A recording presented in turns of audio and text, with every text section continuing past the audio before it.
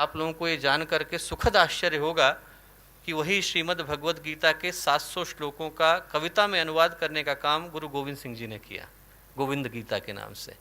और जब आप गुरु गोविंद सिंह जी के जीवन को देखें तो ऐसा लगता है कि गीता में जो भगवान श्री कृष्ण ने युग की व्याख्या करी है वो उनके जीवन में साक्षात देखने को मिलती है। दूसरे अध्याय में जब भगवान श्री कृष्ण कहते हैं बुद्ध युक्त तो जहाती है उभय सुकृत दुष्कृते तस्माद योगाय युज्वस्व योगः कर्मसु कौशलम। योग कर्म का शिखर पर जाकर के उपस्थित हो जाना है। और वैसा ही जीवन गुरु गोविंद सिंह जी का था। उनके व्यक्तित्व का एक एक आयाम ऐसा लगता है जैसे हिमालय की चोटी पर जाकर के बैठ गया है। उनके विषय में बोलें तो ऐसा लगता है जैसे भगवान कृष्ण या गुरुदेव के विषय में बोल रहे हैं। 3000 के करीब पुस्तकें गुरुदेव ने लिखी, 24 गायत्री के महापुरुष चरण करे, इतना बड़ा संगठन खड़ा किया, साधक थे, संत थे, तपस्वी थे, व्यक्तित्व का हर आयाम शिखर पर था। और वैसा ही गुरु गोविंद सिंह जी के विषय में बोलते हुए लगता है। और दो अद्भुत सोचें गुरु गोविंद सिंह जी इस देश को, इस राष्ट्र को दे करके गए। पहली, राष्ट्र के प्रति अगाध निष्ठा, अटूट भक्ति। आज यदि इस देश की पश्चिमी सीमाएं इतने सारे आक्रमणों को झेलने के बाद भी बिना किसी खरोंच के खड़ी हैं दोस्तों, तो उसके लिए यहाँ की भूमि, यहाँ की मिट्टी, यहाँ की धरती, यहाँ का आकाश, यहाँ का पानी, यहाँ की वायु एक एक सिख का कर्जदार है।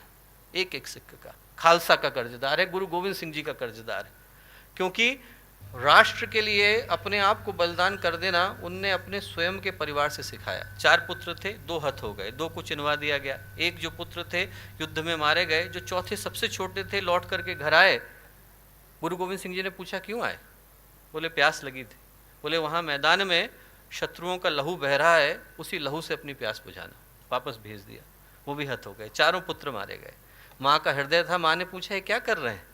तो गुरु गोविंद सिंह जी बोले इन पुत्रन के शीस पर मार दिए सुत 4, 4 मुए तो क्या हुआ, जीवित कई हजार। हजारों पुत्र हैं मेरे, 4 गए तो क्या हुआ।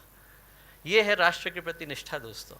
एक एक खून का कतरा बहा देना, एक एक सांस को सुपुर्द कर देना, ये राष्ट्र धर्म है। धर्म वो नहीं है कि हम मंदिर में जाएं, घंटे घड़ियाल बजाएं, भगवान के कान दुखाएं।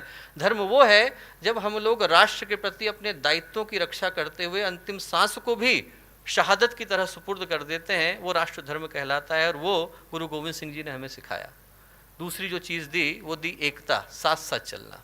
बड़ा दुख होता है जब लोग धर्म के नाम पर तोड़ने की भाषा का प्रयोग करते हैं। धर्म तोड़ना नहीं सिखाता, धर्म जोड़ना सिखाता है।